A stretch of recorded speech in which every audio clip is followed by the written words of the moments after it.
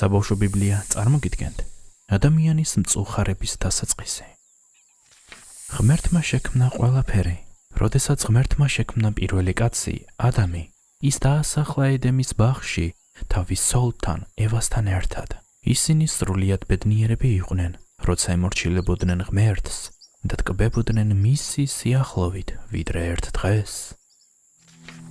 მართლა გითხრათ ღმერთმა, ბაღის არც ერთი ხის ნაყოფი არ შეჭამოთო?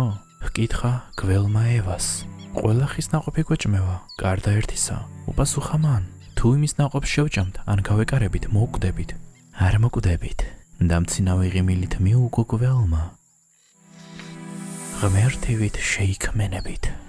ევას მოუნდა იმ ხის ნაყოფი. მან დაუჯერა გველს და ნაყოფი შეჭამა. მას შემდეგ, რაც ევა არ დაემორჩილა ღმერთს, მან ადამიანსაც აჭამა ის ნაყოფი. ადამიანს უნდა ეთქვა, არა, მე არ ვუღალატებ ღვთის სიტყვას. როდესაც ადამმა და ევამ შესწოდეს, ორივემ დაინახა, რომ შიშვლები იყვნენ. ლეღვის ფოთლებით წინსაფრები შეიკერეს. სხეულები დაიფარეს და ღმერთის სიახლოვეს ბუჩქებში ემალებოდნენ. შეღამებისას ღმერთი ბაღში მოვიდა. მან იცოდა, რაც გააკეთეს ადამმა და ევამ. ადამმა ევას დასდუბრალი, ევამ გველი დაადანაშაულა. ღმერთმა თქვა, გველი დაწყევლილია, ქალს ტკივილი ექნება ბავშვის გაჩენისას. ადამ, რადგან შენ შესწოდე, მიწა დაიწყეულოს შენს გამო ძეძვით და ეკლით. მძიმედ შრომებ, დაოფლით მოიპოვებ ყოველდღიურ საკვებს.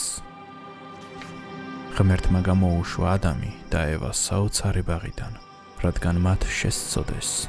ისინი დაშორდნენ სიცოცხლის მომნიჭებელ ღმერთს. ღმერთმა ცეცხლოვანი ხმალი შექმნა, რათა ისინი არ შემოეშვა. ღმერთმა ადამს და ევას ტყავის სამოსელი გაუკეთა. საიდან აიღო ღმერთმა ტყავი?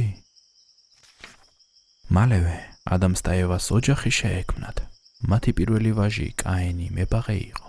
მათი მეორე ვაჟი აბელი მეცხვარე იყო. ერთ დღეს კაენმა მიართვა ღმერთს ცხვენად ბოსტნეული. აბელმა მიართვა თავისი ფარიდან რჩეული ცხვარი ცხვნად ღმერთს. ღმერთს მოეწონა აბელის ცხვენი. ღმერთს არ მოეწონა კაენის ცხვენი. კაენი გაბრაზდა, მაგრამ ღმერთმა თქვა, იმას რომ აკეთებ, რაც სწორია, უარყოფილი იქნები? კაენს ბრაზი არ გადასვლია. გარკვეული ხნის შემდეგ მინდორში თავს დაესხა აბელს და მოკლა იგი. ღმერთი ესაუბრა კაენს, სად არის შენი ძმა, აბელი? არ ვიცი, მოიტყუა კაენმა, ჩემი ძმის დარაჯი ხომ არ ვარ. ღმერთმა დასაჯა კაენი მისთვის მიწის დამუშავების შესაძლებლობების წართმევით და გახადა მოხეტიალე. კაენი გაეცალა უფლის სახეს. ის დაქორწინდა ადამისა და ევას ქალიშვილზე. მათ ეყოლათ შვილი. მალე კაენის შვილიშვილებმა და შვილთა შვილებმა აავსეს ქალაქი, რომელიც მან დააფუძნა. ამასობაში ადამისა და ევას ოჯახი სწრაფად გაიზარდა. იმ დღეებში ხალხი გაცილებით დიდხანს სოცხლობდა ვიდრე დღეს. როცა ევას ვაჟი შეთი დაიბადა, თქვა ევამ, მომმადლა ღმერთმა შეთი აბელის სანაცვლოდ. შეთი იყო ღვთიური კაცი, რომელმაც 912 წელი იცოცხლა და მრავალი შვილი ეყოლა.